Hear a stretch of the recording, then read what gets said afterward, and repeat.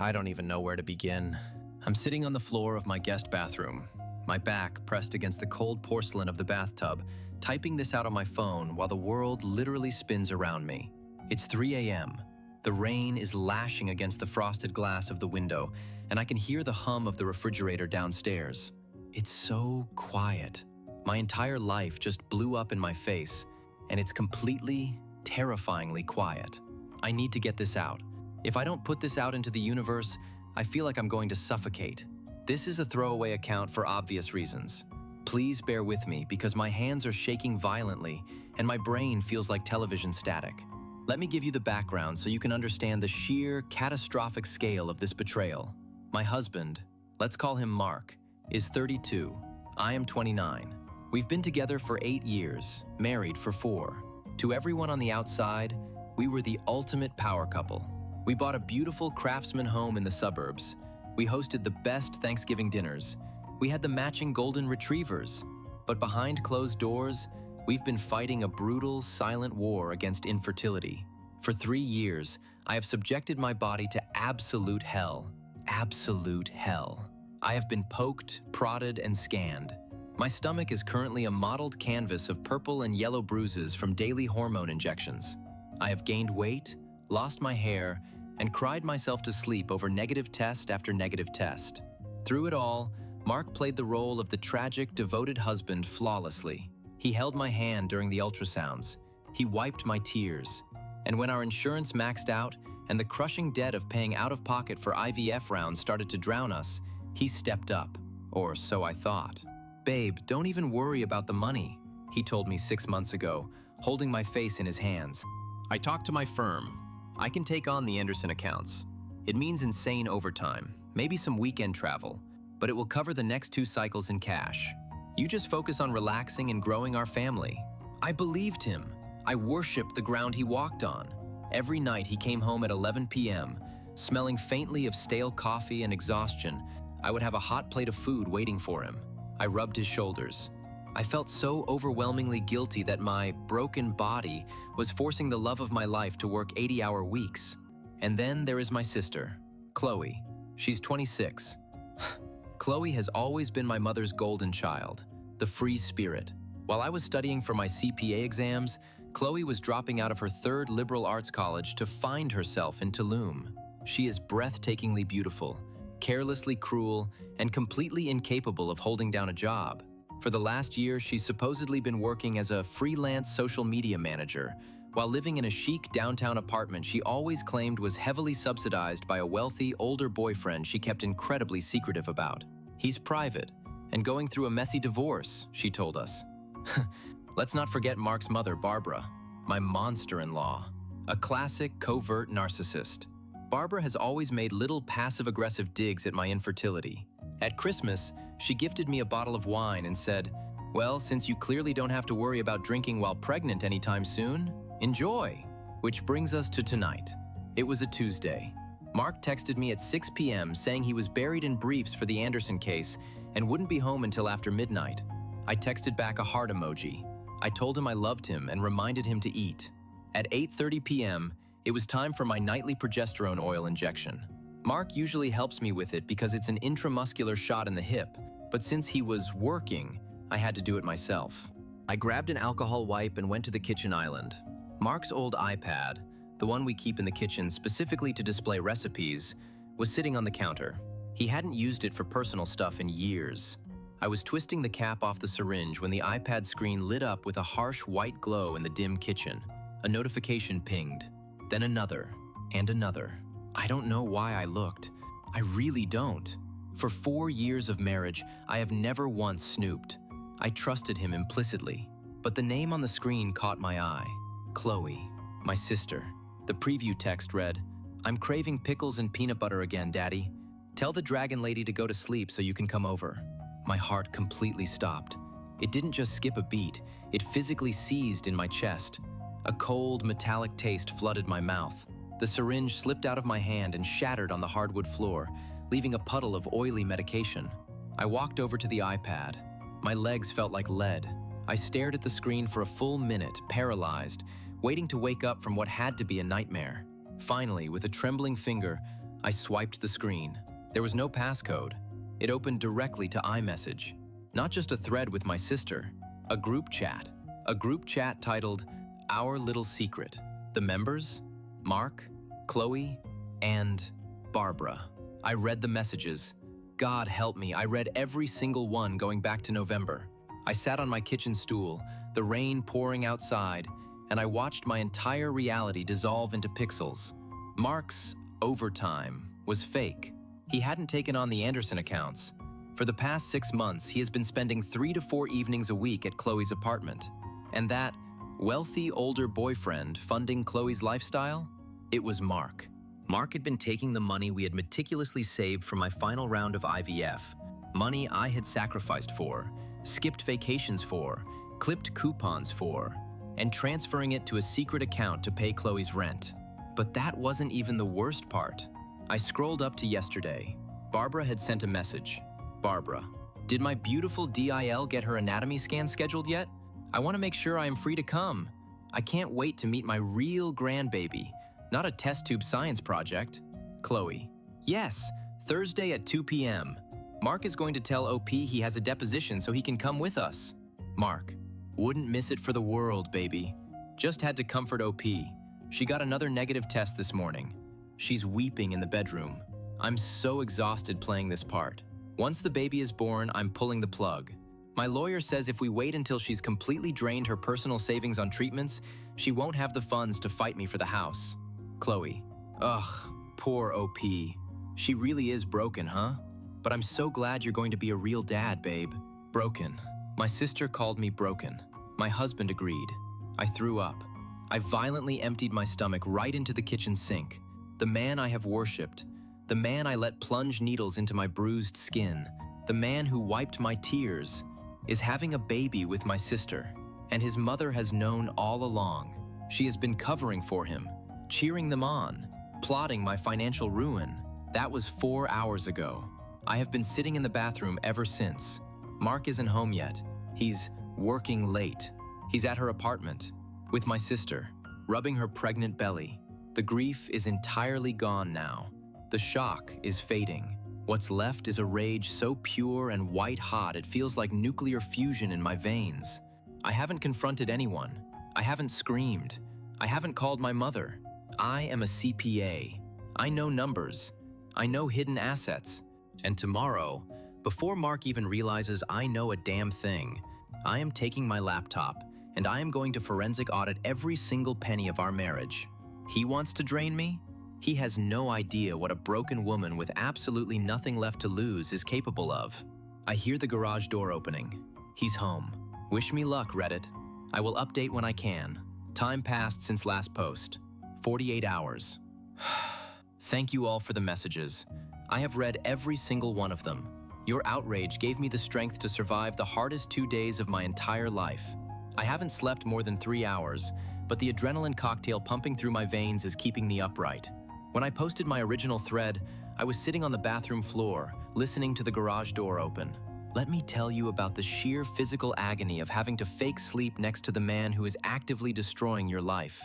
I scrambled out of the bathroom, wiped my face, crawled into bed, and turned off my bedside lamp just as I heard his heavy footsteps on the stairs.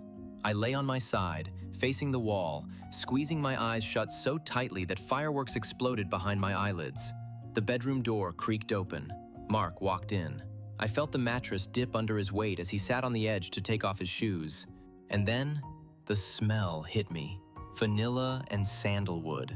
Chloe's signature perfume.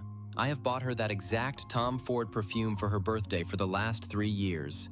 It was radiating off his shirt. My stomach churned so violently I thought I was going to throw up all over the duvet, but I bit the inside of my cheek until I tasted copper. He slid under the covers. He reached out, his heavy arm wrapping around my waist, pulling my back against his chest. He pressed a kiss into my hair. "Hey, babe," he whispered. "Sorry I'm so late. The Anderson briefs are a nightmare.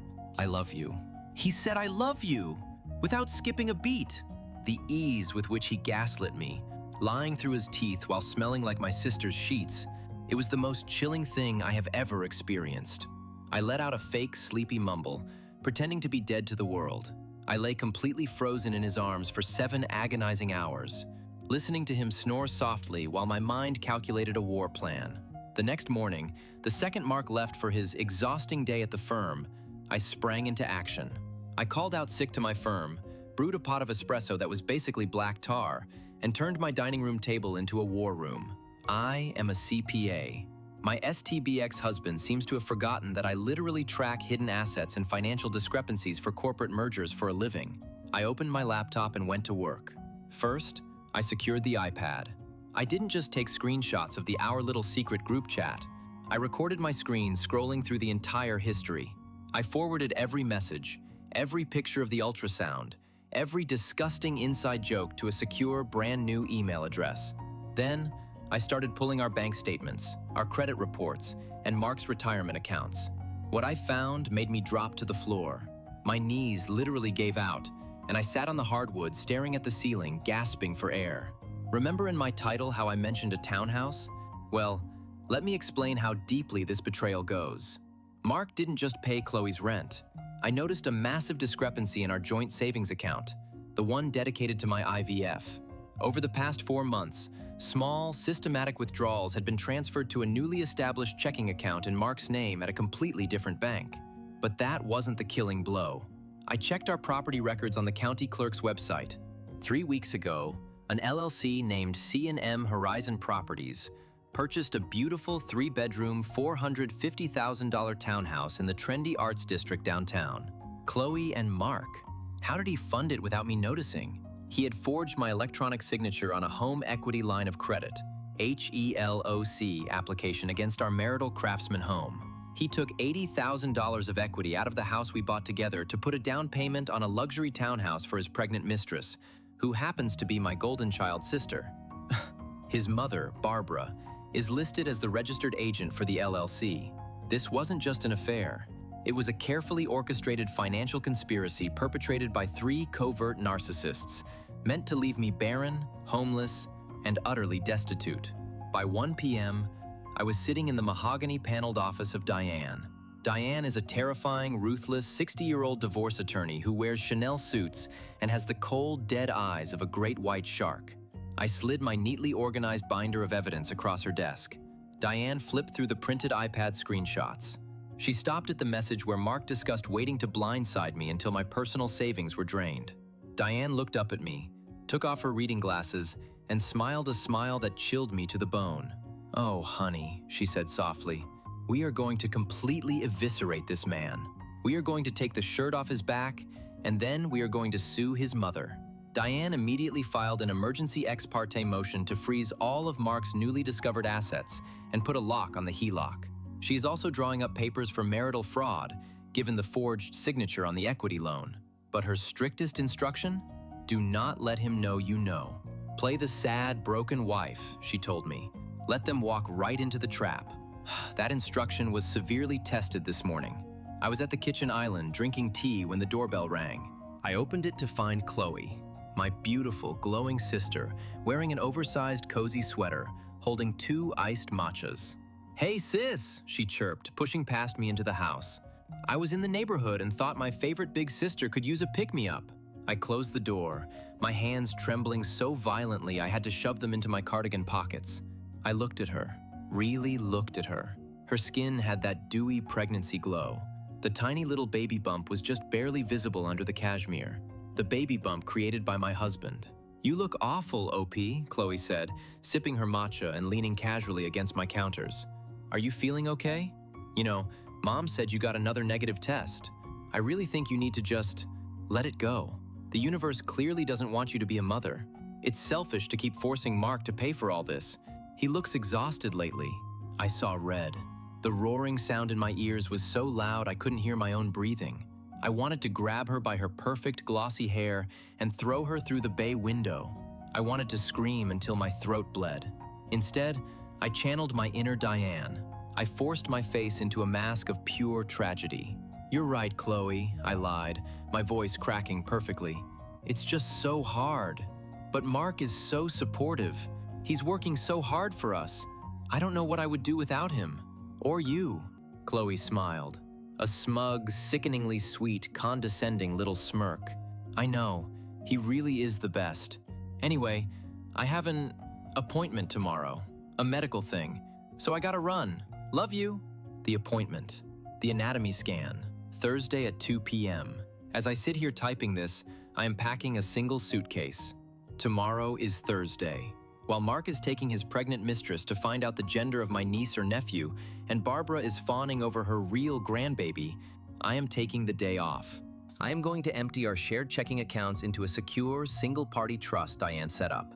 I am taking the irreplaceable photo albums, my grandmother's jewelry, and my golden retrievers, and I am going to an undisclosed Airbnb. And then, I am going to blow up their lives while they are sitting in the doctor's waiting room. I will update when the bomb drops. Please wish me luck. Time passed since last update. 3 weeks. I am alive. Barely, but I am here.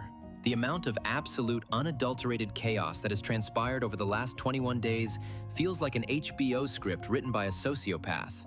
Grab a drink, Reddit. You are going to need it.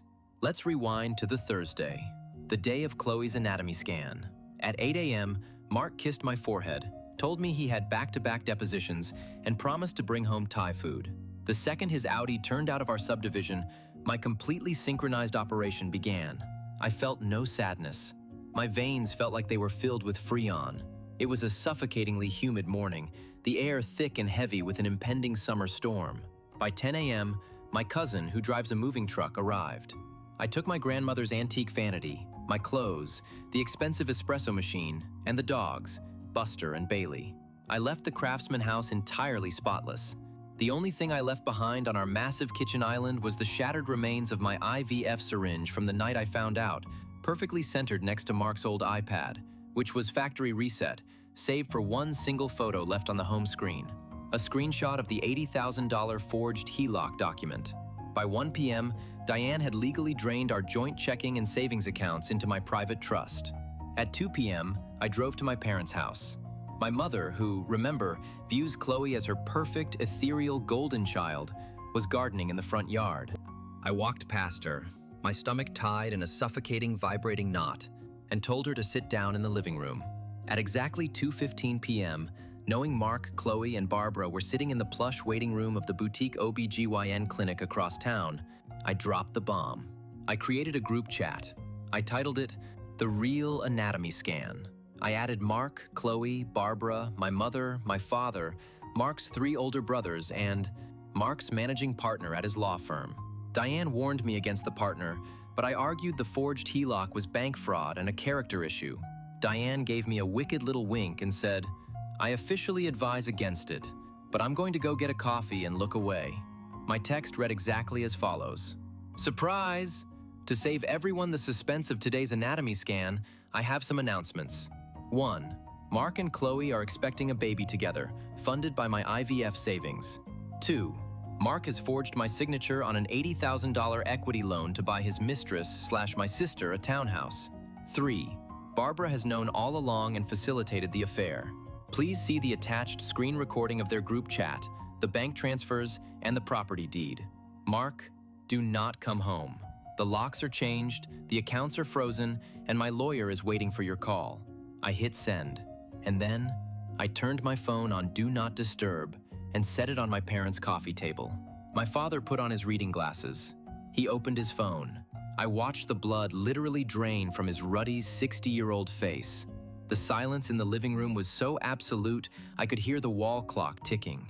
My mother started shaking. She read the messages, and then she let out this animalistic wail, a scream that tore through her throat.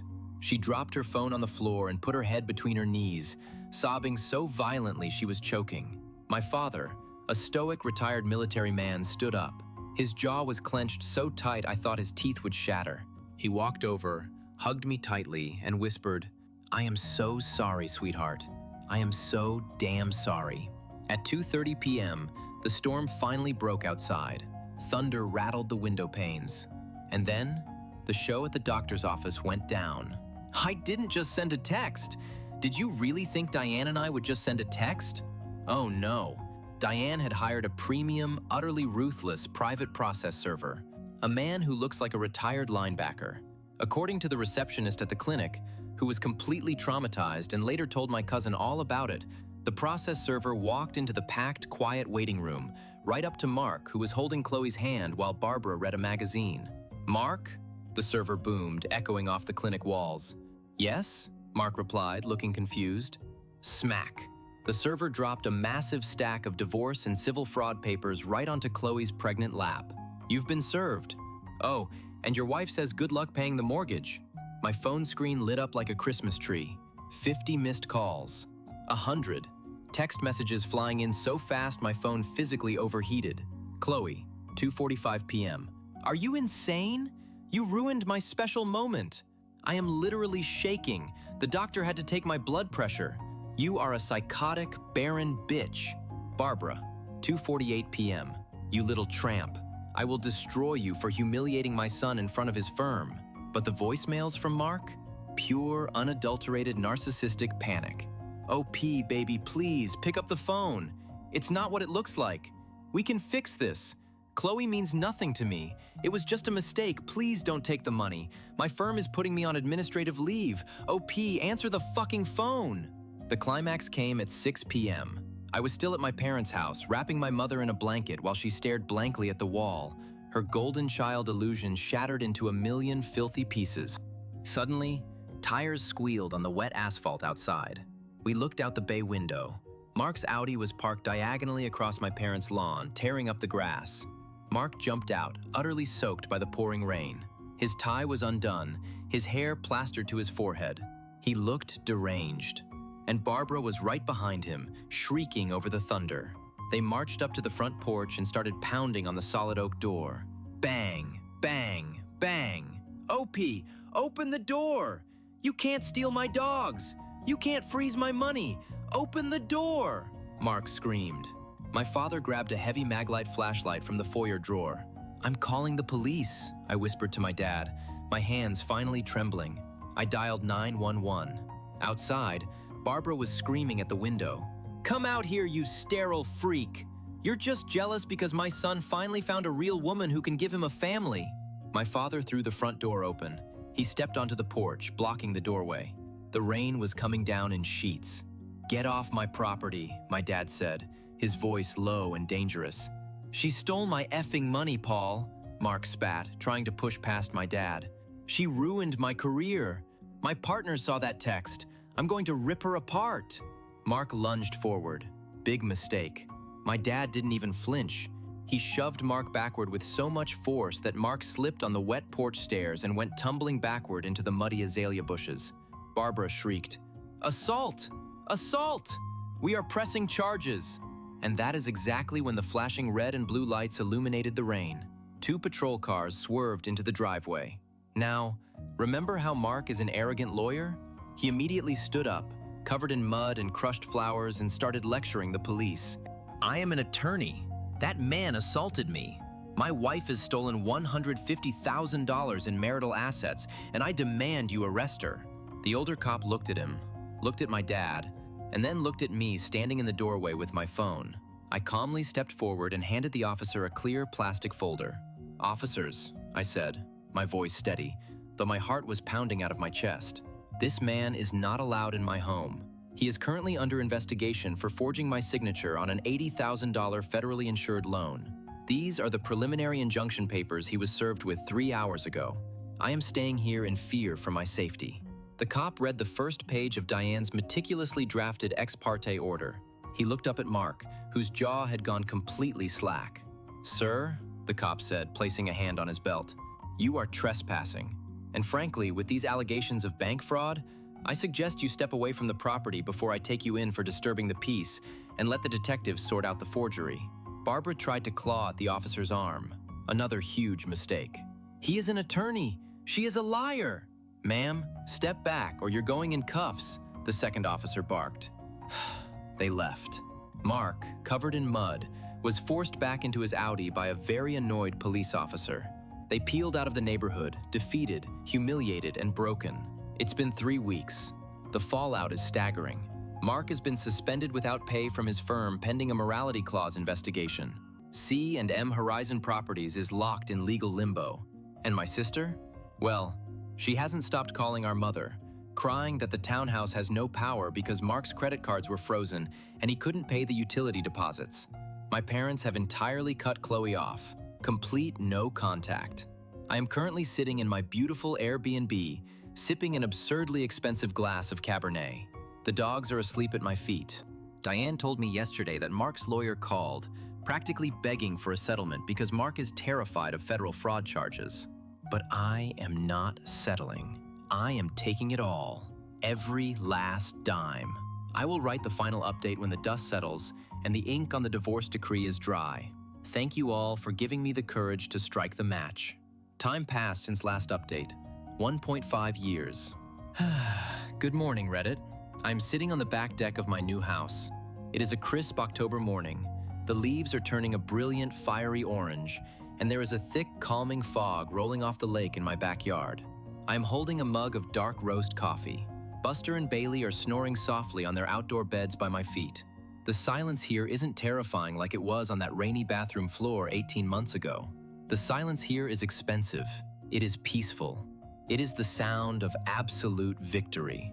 Let me tell you how we systematically dismantled my ex-husband, my golden child sister, and my monster-in-law. First, let's talk about the divorce and the fraud. You don't just forge a signature on a federally insured home equity line of credit and walk away with a slap on the wrist.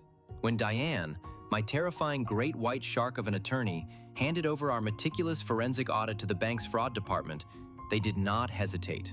The bank officially triggered a federal and state investigation into Mark. I wish I could properly articulate the sheer terror in Mark's eyes during our final mediation session 6 months ago. Let me paint the picture for you.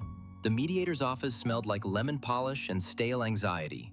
I was wearing a tailored navy pantsuit, sitting perfectly straight. Mark walked in looking like he had aged a decade. His hairline was noticeably receding. The tailored designer suits were replaced by an ill-fitting, wrinkled gray jacket, and he had dark, bruised-looking bags under his bloodshot eyes. He was sweating. A thin, greasy sheen of sweat coated his upper lip for the entire 4 hours. Because Mark faced actual prison time for felony forgery and wire fraud, his criminal defense attorney basically forced him to give me everything in the civil divorce settlement in exchange for me signing a non-prosecution agreement regarding my personal damages, leaving him to just face the bank's wrath. The breakdown was a bloodbath. I got 100% of his 401k. I kept the $150,000 in liquid marital assets I had drained. He was ordered to assume the entirety of the $80,000 HELOC debt personally. Oh, and the beautiful Craftsman house? I got it. Free and clear. I sold it 2 months later for a $120,000 profit and bought this gorgeous lake house where I live entirely debt-free. And Mark's brilliant legal career? His managing partner didn't just fire him under the firm's morality and criminal conduct clause. The partners reported him to the State Bar Association. Mark's license to practice law has been indefinitely suspended pending the bank's criminal investigation. My incredibly arrogant, high-powered STB ex-husband currently works at a depressing, fluorescent-lit call center for a cut-rate auto insurance company, arguing over fender benders for $22 an hour. Now, about C&M Horizon Properties, the infamous LLC. Because Barbara was the registered agent and had co-signed some of the documents to hide the paper trail, she got dragged right into the crosshairs of the bank's lawyers. To save her own skin and keep the bank from foreclosing and destroying her credit, Barbara had to liquidate her beloved retirement portfolio. She spent over $60,000 keeping that townhouse afloat, before they were ultimately forced to sell it at a massive $40,000 loss in a declining market. Barbara now works part-time at a local florist just to pay her property taxes. She has aged terribly. And then there is Chloe. Chloe gave birth to a baby boy 10 months ago, my nephew. My parents have never met him. True to their word, my stoic father and deeply traumatized mother maintained absolute, uncompromising no contact.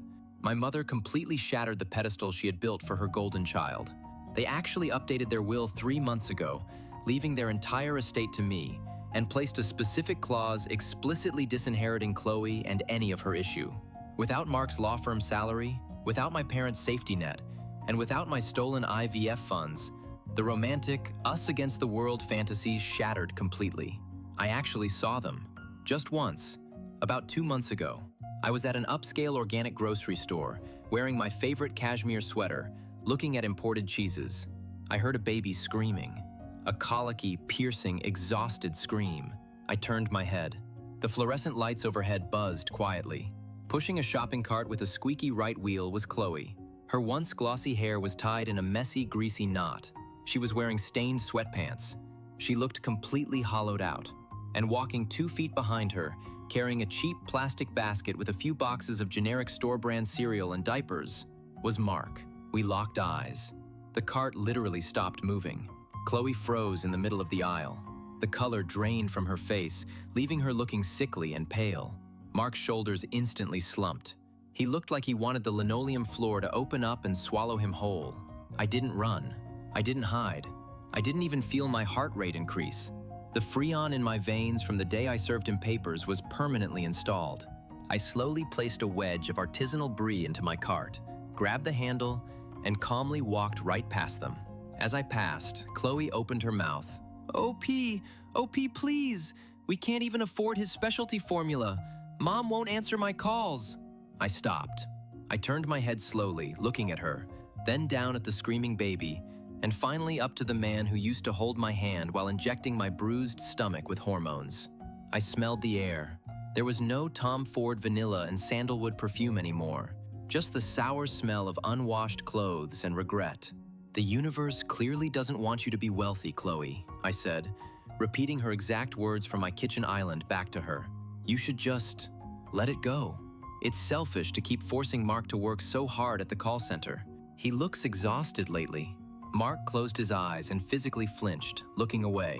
Chloe's mouth snapped shut. A tear rolled down her cheek, but I felt absolutely nothing. No pity, no rage, just utter hollow apathy for 2 strangers I used to know. I walked away, paid for my groceries, and drove home to my dogs. I am 30 years old now. I was recently promoted to senior financial director at my firm. I travel. I sleep 8 unbroken hours a night. As for the baby, my therapist and I have done a lot of work. The frantic, clawing, desperate need to be a mother that clouded my judgment for 3 years is gone. Maybe someday I will adopt. Maybe I will foster. Or maybe I will just be the wealthy, terrifyingly competent aunt to my friends' kids who throws incredible dinner parties and takes zero disrespect. To anyone reading this who is sitting on a bathroom floor at 3 a.m., feeling like their life has just ended, it hasn't. It is just beginning. Let the fire burn everything down to the foundation. When the smoke clears, you get to build a castle, and you get to lock them outside the gates forever. Thank you, Reddit. My saga is over. I am logging off.